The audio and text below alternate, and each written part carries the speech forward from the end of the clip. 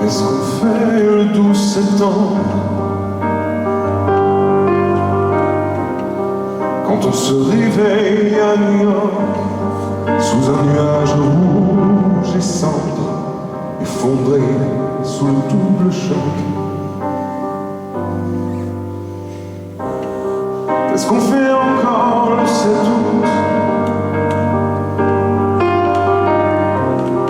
après la nuit d'Hiroshima, quand la lumière brûle et tout, et qu'on ne sait plus ce qu'on voit?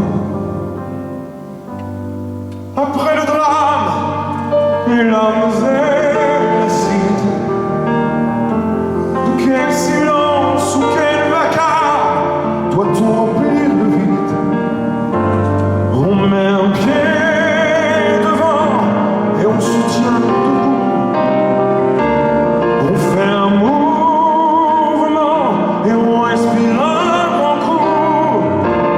Un peu plus mal, un peu moins fort, un peu plus sale, un peu moins fou.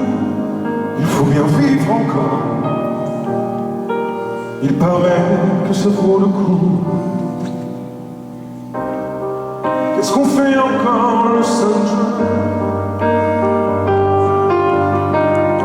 au cœur de la place Tiananmen, quand les chars ont pris leur butin et qu'on est seul en plein désert?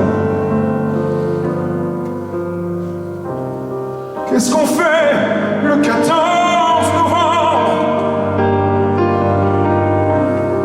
quand Paris compte ses victimes, que toutes les rues et les cœurs tremblent sous le coup des balles assassines? Après le drame, les larmes et l'acide, de quel silence ou quel vacarme doit-on remplir le vide? On met un pied devant et on se tient debout. On fait un mouvement et on respire un grand coup. Un peu plus mal, un peu moins fort, un peu plus sale, un peu moins fou. Il faut bien vivre encore. Il paraît que ça vaut le coup. On met un pied devant et on se tient debout. On fait un mouvement et on respire un grand coup. Un peu plus mal, un peu moins fort, un peu plus sale, un peu moins fou.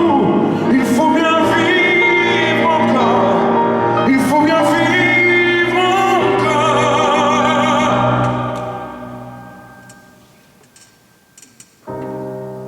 Qu'est-ce qu'on a fait le 12 septembre?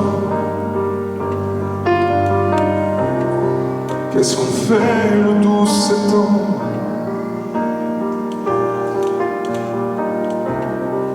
Qu'est-ce qu'on fera le 12 septembre?